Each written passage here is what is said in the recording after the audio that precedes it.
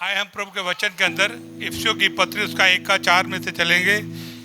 और आज जो आपको बताने के लिए जा रहा हूँ कि हम परमेश्वर के पास जब आते हैं तो हम परमेश्वर से कुछ भी नया प्राप्त करने के लिए नहीं जाते। हम परमेश्वर से कुछ भी नया प्राप्त करने के लिए नहीं आए हैं।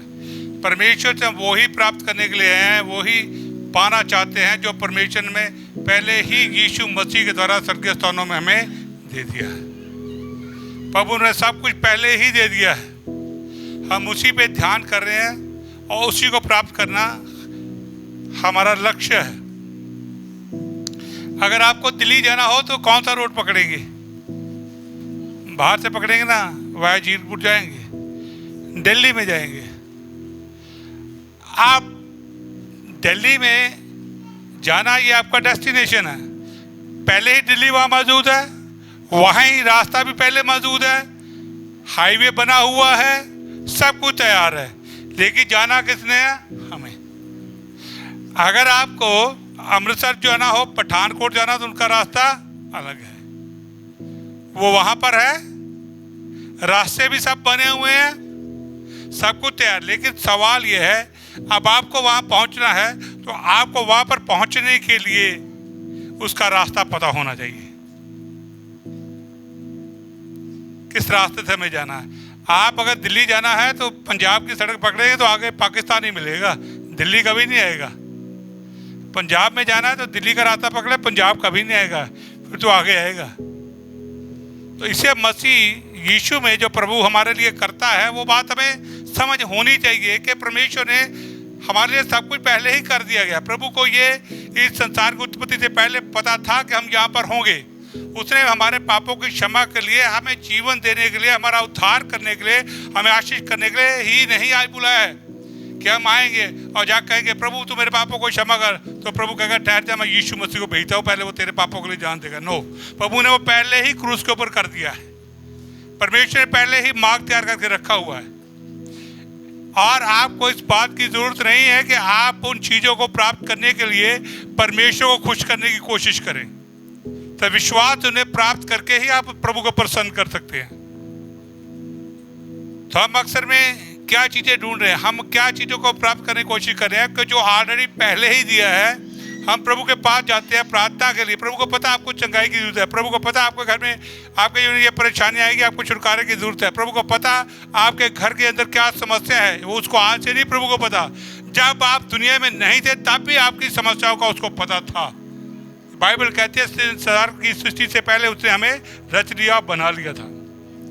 देखिए आज हम जब प्रभु के सामने दो, प्रभु कुछ नया काम कर दे, ओ प्रभु कुछ नया दे दे। हम भी कह रहे चर्च में एक भजन गाया करते थे, ओ प्रभु पहले एक नया काम कर दे, ओ प्रभु तो आज नया काम करने के लिए रहा। अब प्रभु कहता था यार मैंने तुम्हारे लिए नया क्या करना, मैंने पहले सब कुछ करके रखा हो, पहले वो तो देख लो। हालेलुया, मेरे घर में खाने पीने के लिए सब कुछ है, ओ प्रभु आज की रोटी मुझे दे दे। तो मतलब तो नहीं ना बनी थी वो प्रार्थना की। इसलिए हमें बात को जानना और समझना है कि जो प्रभु ने पहले तैयार किया उसको प्राप्त करने के लिए हमें कौन सा रास्ता, कौन सा मार्ग पकड़ना है, हमें कैसे प्रार्थना करनी है, प्रभु को सब कुछ पता है। हालेलुया। इसीलिए अब हम इसको 1-4 का मैं पढ़ूंगा और आपके सामने मैं बांटूंगा। वहां पर लिखा है जैसे उसने हमें जगत की उत्पत्ति से पहले उसमें चुन लिया कि हम उसके निकट प्रेम में पवित्र और निर्दोष हों। प्रभु ने हमें संसार की उत्पत्ति से पहले ही चुना हुआ है और हमें उसके सामने यीशु मसीह के द्वारा हमें पवित्र भी ठहरा दिया है, निर्दोष भी ठहरा दिया है, हमें सिद्ध भी कर दिया है। 2 कुरिन्थियों 5:17 से लेकर 21 तक पढ़े। आप नए कर दिए गए हैं, आप सिद्ध कर दिए गए हैं। इफिसियों 4:24 कहता है आप पवित्र कर दिए गए हैं, आप जैसे यीशु मसीह में हैं आप वैसे ही कर दिए गए हैं। लेकिन अब हम परमेश्वर ने जो सब कुछ पहले ही कर दिया है, अब वो कहाँ पर है? वो आप हमारे अंदर है। हालेलुया। महिमा का परमेश्वर प्रभु यीशु मसीह अब आपके अंदर रहता है, तो सब कुछ आपके अंदर। आप सवाल है कि मैं इसे बाहर कैसे लाऊं, मैनिफेस्ट करूं। ये खास बात है, यहीं से हम चूक जाते हैं। हम ये नहीं कि अपने दिमाग से जो मर्जी सोचे, जो मर्जी कर लेंगे तो आपको रिजल्ट नहीं मिलने वाला। सॉरी, क्योंकि आपने जिस चीज को प्राप्त करना है, प्रभु ने इसके अंदर वो सारा कुछ पहले किया हुआ, लेकिन आप इसे सीखना या समझना नहीं चाहते, आप अपने तरीके से जाना चाहते हैं। इसलिए हमें जब भी परमेश्वर के पास जाना है, हमें प्रभु की स्वीकृति पाने के लिए, ओ प्रभु तू मुझे ग्रहण कर, शायद मुझसे गलती हो गई है, मुझे मिल नहीं रहा, आपको ये बातें करने की जरूरत नहीं है। प्रभु ने आपको सब कुछ पहले ही दे दिया है। आपको सिर्फ ये कहना कि जो पहले दे दिया पहले उसको तो एक्सेप्ट कर लो।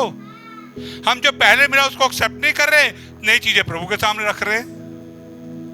हालेलुया। इसलिए आपको इन बातों को जानना और समझना बहुत जरूरी है। अब प्रभु के वचन के अंदर जब पहले कुरिन्थियों 1:30 में लिखा, ज्ञान हमारे अंदर है, और पहले कुरिन्थियों 15:53 के अंदर का कि हम जय प्राप्त कर चुके हैं मृत्यु के ऊपर, हम विजयी हो चुके हैं, और वो विजय हमारे अंदर है। रोमियो 8:37 कहता है कि तुम जयवंत से बढ़कर हो, वो जय हमारे अंदर है। हालेलुया। परमेश्वर की चंगाई आपके अंदर है, डिलीवरेंस आपके अंदर है, अभिषेक आपके अंदर है, आनंद आपके अंदर है, शांति आपके अंदर है। देखिए, हमें इसे कैसे प्राप्त करना है, ये बात की हमें समझ आनी चाहिए। इस बात को हमें समझना और जानना बहुत जरूरी है कि इनको कैसे, जब प्रभु ने हमें सब कुछ पहले ही दे दिया है तो हमें डरने की क्या जरूरत है। गलातियों 2:20 में लिखा है, विश्वास तुम्हारे अंदर है, जीवन तुम्हारे अंदर है। कुलुस्सियों 1:13 में लिखा है कि तुम्हें अंधकार के राज्य से निकालकर ज्योति में लाग दिया, वो हमारे अंदर है। ये बाइबल कह रही है, ये वचन कह रहा है आपको। लेकिन जो कुछ हमारे अंदर है, बजाय हम उस पर ध्यान करने के, हम कहाँ कर रहे हैं, दूसरी चीजों में। हमारा अपना ही ध्यान भटका हुआ है। आप प्रभु से हम कुछ नया करने के लिए बोल रहे हैं, प्रभु कहता जो मैंने पहले किया पहले वो तो कर ले लो। भाई, मैंने जो कुछ तुम्हें कहा था वो सारा पहले पूरा कर चुका हूं। अब देखिए, प्रभु यीशु मसीह क्रूस पे क्या कहा, कहा सब कुछ पूरा हो चुका है। जब प्रभु यीशु मसीह का सब कुछ पूरा हो चुका है और हम उसे पूरा नहीं मानते, हम उसकी स्टेटमेंट को झूठा ठहरा रहे हैं और हम असल में अविश्वास को प्रकट कर रहे हैं। That is wrong attitude.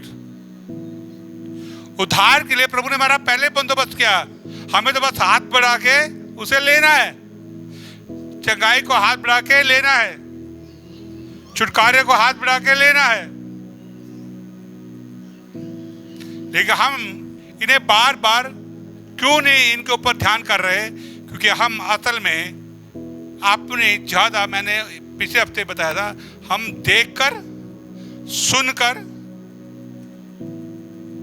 सूंघकर, चखकर और छूकर हमें देखने की, इन चीजों को चलने की आदत पड़ गई है।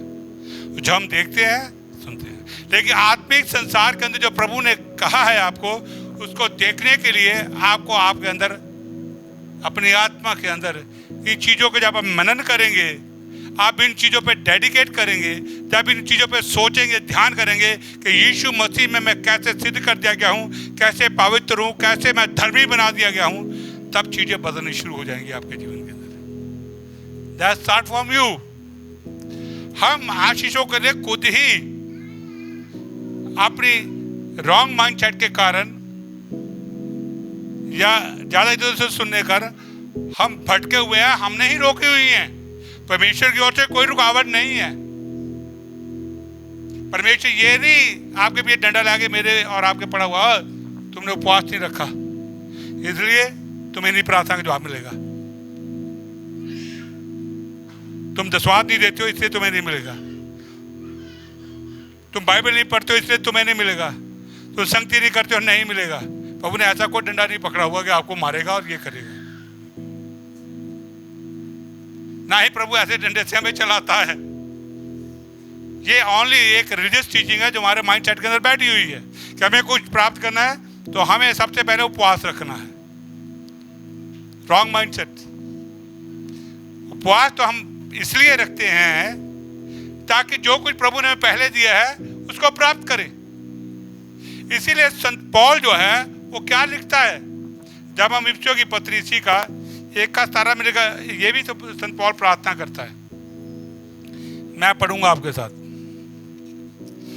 एक इफिसियों की पत्री 1:17 से मैं पढ़ूंगा कि हमारे प्रभु यीशु मसीह का परमेश्वर जो महिमा का पिता है तुम्हें अपनी पहचान में ज्ञान और प्रकाश की आत्मा दे और तुम्हारे मन की आंखें ज्योति में हो कि तुम जान लो कि उसकी बुलाहट की आशा क्या है और पवित्र लोगों में उसकी मिराद की महिमा का धन कहता है, और उसकी सामर्थ हम में जो विश्वास करते हैं कितनी महान है, उसकी शक्ति के प्रभाव के उस काम के अनुसार जो उसने मसीह में किया कि उसको मरे हुए में से जिलाकर स्वर्गीय स्थानों में अपनी दाहिनी ओर सब प्रकार की प्रधानता, अधिकार, सामर्थ, प्रभुता के और हर एक नाम के ऊपर जो ना केवल इस लोक में पर आने वाले लोक में भी लिया जाएगा बैठाया है।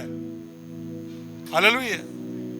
संत पौल कलीसिया के लिए क्या प्रार्थना करा, ओ प्रभु इनको कुछ नया दे दे।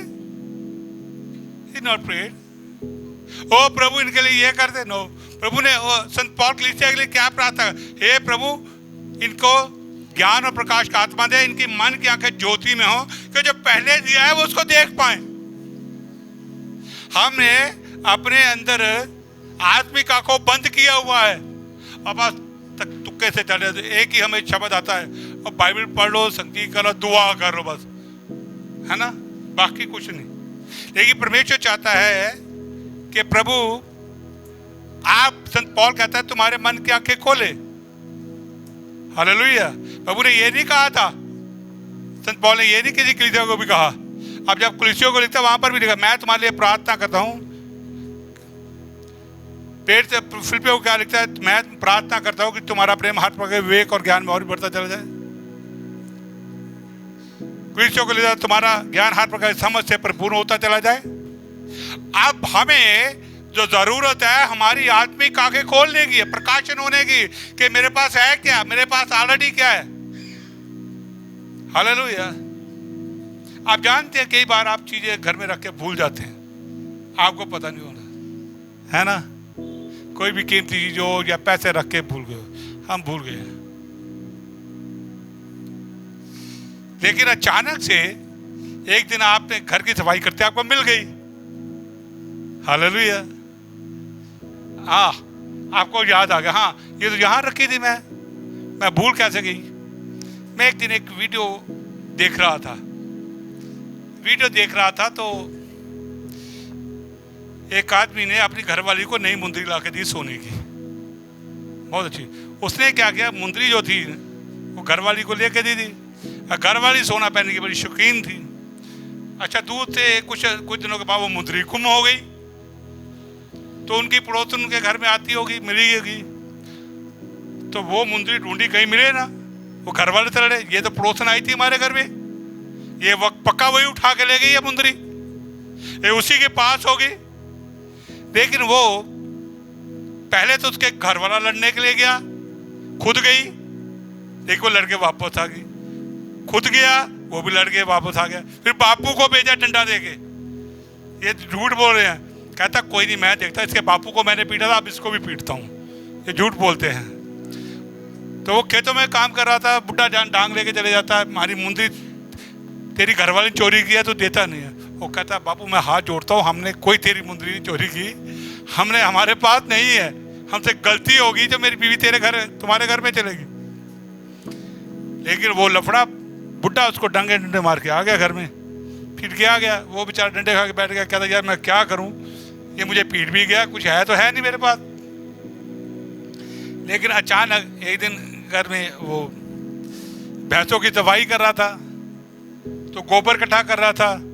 जब गोबर इकट्ठा करा तो वहां से मुंदरी निकल आई तो उसको बोला देख के तेरी नहीं वही मुंदरी, कहती हाँ तो मेरी है। तो कहता गोबर में कैसे आ गई, ओहो कहती मैं पट्ठे पा रही सा, कहते वो तो मैं वो डिग्गी खुली जे तो मुंदरी वो खा गई नाल ही। हालेलुया। याद आखा बार, लेकिन उन्हें तक कितना पुआड़ा पा लिया गुआंढिया दे नाल। हालेलुया। कई बार हम खुद ही अज्ञानता से इतने भरे होते हैं कि हम इधर उधर जाके झगड़े करते हैं, लेकिन परमेश्वर जब हमारी आंखें खोलता सब पता लगता, ओ या तो कुछ और, ये सब कुछ यहीं पर था। हमारे जीवन ने प्रभु ने दिया है, तब उनके घर में जाके माफी मांगते हैं। तो मेरे कहने का मतलब यही आत्मिक संसार के अंदर प्रभु ने आत्मिक संसार में जो कुछ हमें दिया है, संत पौल कहता है कि प्रभु मैं प्रार्थना करता हूं इनकी आंखें खुल जाएं, ये उसको जाने, महिमा का धन क्या उसे पहचाने, उस विश्वास को देख के जो इनके अंदर रखा गया है। हालेलुया। ताकि ये एक जैवन जीवन जिए। लेकिन असल में हम वहां मेहनत नहीं करना चाहते जो हमारे पास रखा हुआ है। हमें उसको, आप ये मैं नहीं कह रहा हूं, ये वचन कह रहा है कि सब कुछ आपको पहले ही दे दिया गया है। तो हमें वचन पे विश्वास करना है। हालेलुया। प्रभु को यह भी पता है कि आप कल क्या करेंगे, प्रभु को सब पता है। प्रभु को पता आपके 2 महीने बाद कौन सी समस्या आने वाली है, प्रभु को सब पता है। उसका हल क्या है वो भी प्रभु को पता है। लेकिन प्रभु चाहता है उसके लोग की आंखें खोल जाएं। हमें अपनी आत्मिक आंखों खोलना है, प्रार्थना ये करनी है। हम बंद करके बैठे रहेंगे तो तुक्के से स्वर्ग में कुछ नहीं होता। तुक्के में तो यहाँ के अच्छे ऑफिस में चले जाओ, वो भी आपको घुसने नहीं देंगे, वो भी कहेंगे कि इस बंदे को समझदार है। हालेलुया। लोग तो किसी से बातें 10 मिनट कर लेना उसे जान लेते हैं इसके अंदर कितना कुछ है। ज्यादा लोगों को कहने समझने की जरूरत भी नहीं पड़ती। तो इसलिए अब संत पौल ने यही किया। अब देखते हैं प्रभु यीशु मसीह जब थे, उन्होंने जब आए, उन्होंने बपतिस्मा लिया तो पवित्र आत्मा उनके ऊपर कबूतर की नहीं उतराया।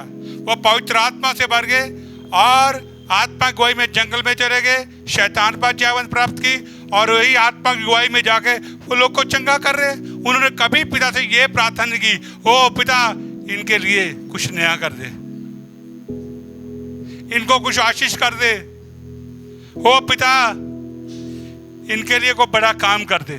आजकल बच्चों में ये है, एक नया काम कर दे, एक बड़ा काम कर दे। प्रभु का इतना बड़ा मैंने काम कर दिया, उस पर तो ध्यान करो। हालेलुया।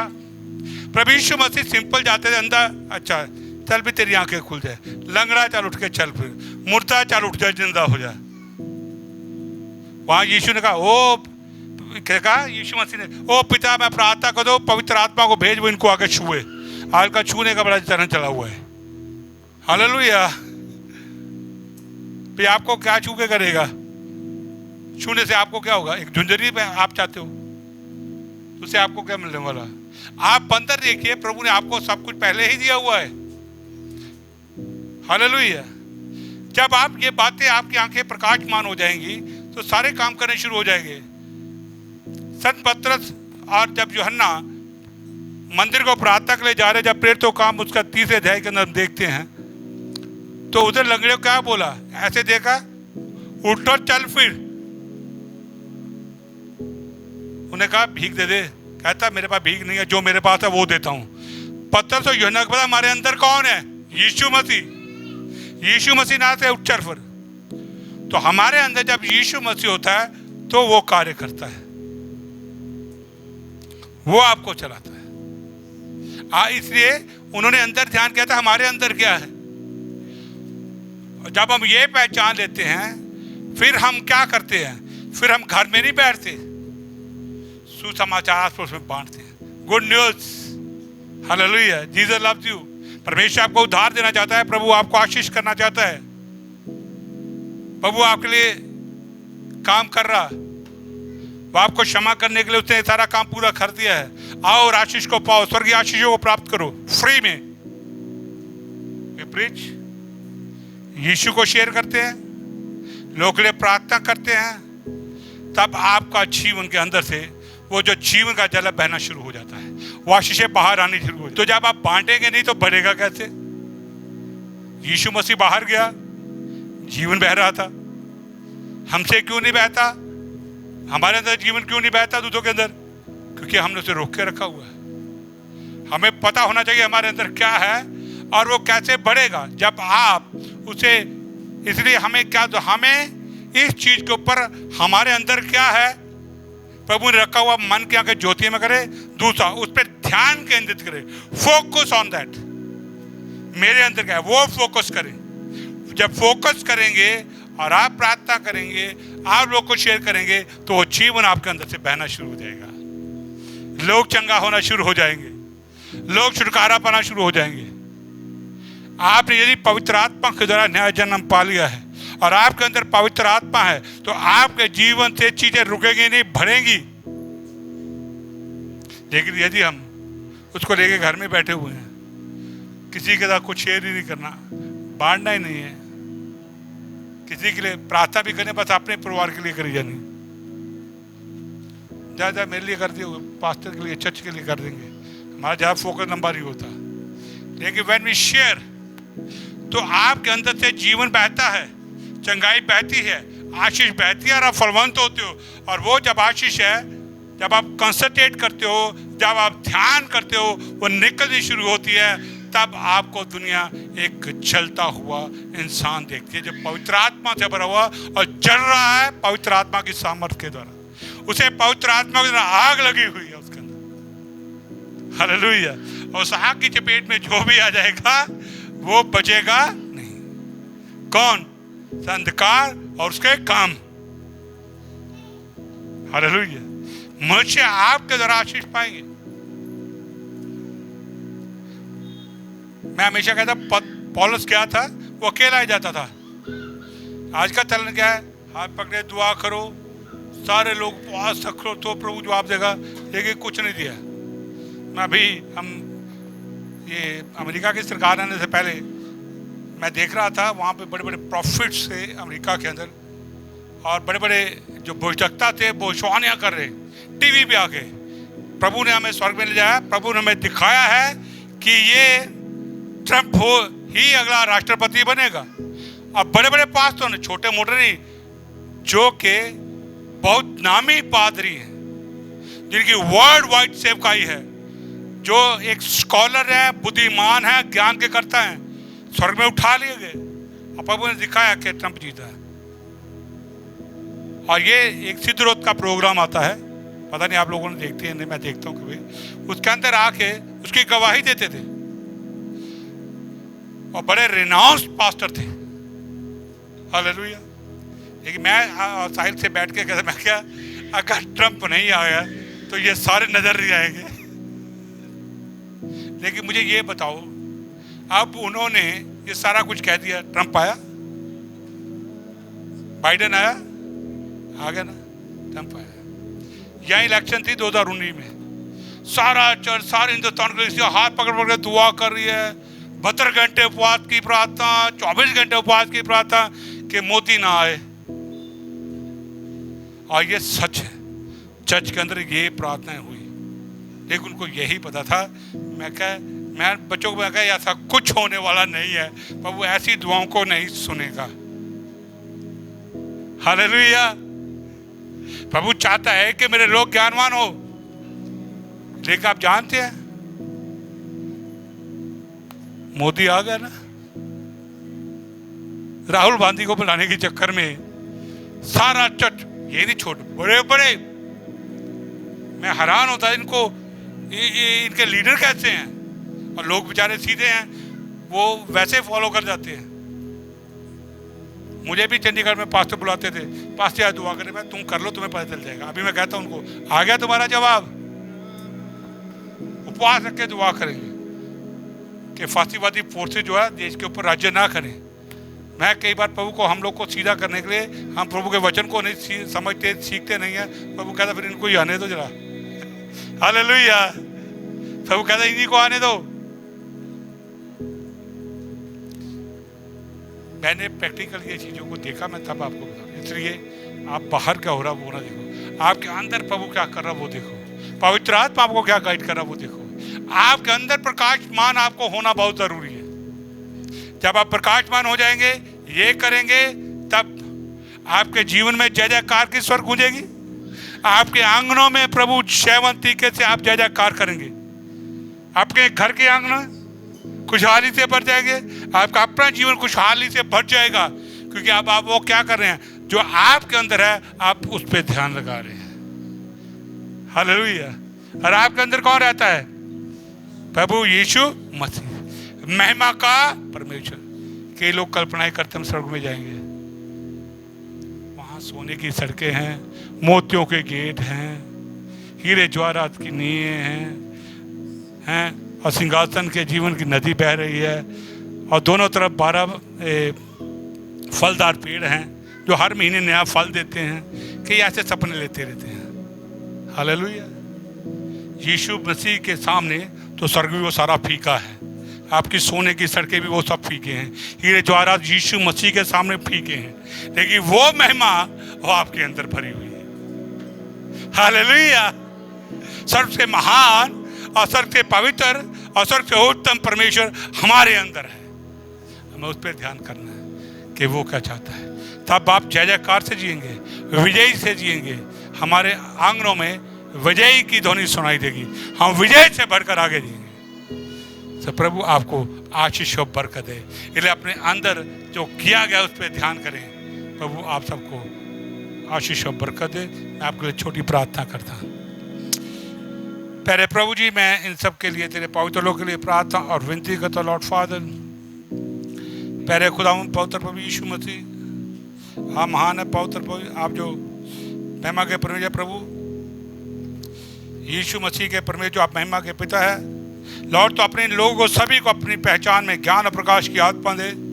इन सब के मन की आंखें ज्योति में हो कि ये जान ले कि आपकी बुलाहट से क्या आशा है पवित्र लोगों में, आपकी मिराज की महिमा का धन कहता है और उसकी सामर्थ हम सब में जो विश्वास करते हैं कितनी महान है। उसकी शक्ति के प्रभाव को उस काम के अनुसार जो उसने मसीह में किया कि उसको मरोह में से जिलाकर स्वर्ग के स्थानों में अपनी दाहिनी ओर सब प्रकार की प्रधानता और अधिकार और सामर्थ्य और प्रभुता के हर एक नाम के ऊपर जो न केवल इस लोक में पर आने वाले लोक में भी लिया जाएगा बैठाया। तेरे प्रभु जी हम तेरा धन्यवाद करते हैं। प्रभु जी प्रार्थना करते लॉर्ड फादर तेरे पवित्र लोक के लॉर्ड, प्रार्थना करो प्रभु इनका प्रेम हर प्रकार के ज्ञान और सब प्रकार के वेग में और भी बढ़ता चला जाए, यहाँ तक ये उत्तम से उत्तम बातों को प्रिय जाने और मसीह के दिन तक सच्चे बने रहें और टोकर ना कहें और उस धार्मिकता के फल से जो यीशु मसीह के द्वारा होते हैं भरपूर होते चले जाएं, जिससे परमेश्वर की महिमा और स्तुति होती रहे। लॉर्ड मैं प्रार्थना विनती करता हूँ खुदावन इन सब के लिए लॉर्ड, प्यारे प्रभु जी लॉर्ड पवित्र प्रभु जी के सब लोग फादर तेरे अनुग्रह के द्वारा एक मन रहें, एक ही प्रेम अपने परिवारों में, अपने चर्च अपनी कलीसिया पे एक ही मन, एक ही प्रेम, एक ही चित और एक ही मनसा रखे। विरोध या झूठी बढ़ाई के लिए कुछ ना करे पर दीनता से एक दूसरे को अपने से अच्छा समझे। हर एक अपने हित की नहीं वरना दूसरे के हित की भी चिंता करे। जैसे मसीह यीशु का स्वभाव था वैसे ही इन सब का भी हो, जिसने पवित्र प्रभु जी परमेश्वर के स्वरूप में होकर भी परमेश्वर के तुल्य होने को अपने वश में रखने की वस्तु ना समझा वरना अपने आप को ऐसा शून्य कर दिया कि दास का स्वरूप धारण किया। लॉर्ड मैं प्रार्थना और विनती करता खुदावंद यीशु मसीह प्यारे पवित्र प्रभु जी खुदावंद के सारे आत्मिक ज्ञान और समझ से ही परमेश्वर की इच्छा की पहचान में सब परिपूर्ण हो जाएं, ताकि लॉर्ड इनका चाल चलन प्रभु आपके योग्य हम सब का और हम सब प्रकार से प्रसन्न हो और हम में हर प्रकार के भले कामों का फल लगे और हम परमेश्वर की पहचान में बढ़ते चले जाएं और आपकी महिमा की शक्ति के अनुसार सब प्रकार की सामर्थ्य से बलवंत होते चले जाएं, यहाँ तक कि आनंद के साथ हर प्रकार से धीरज और सहनशीलता दिखा सके और पिता का धन्यवाद करते रहे जिसने हमें इस योग्य बनाया है कि ज्योति में पवित्र लोग के साथ मिराज में हम पवित्र सहभागी हों।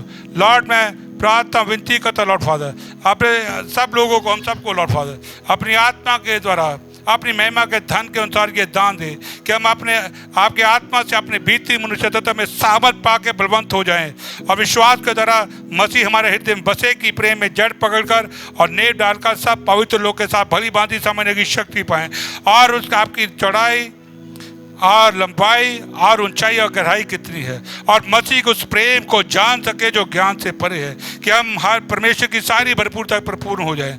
अब लॉर्ड जो तू ऐसा सामर्थ्य है कि हमारी विनती से और समझ से कहीं अधिक काम कर सकता है, उस सामर्थ्य के अनुसार जो हम में काम करती है कलीसिया में और मसीह यीशु में आपकी महिमा पीढ़ी से पीढ़ी तक होती रहे। आमीन। God bless you all.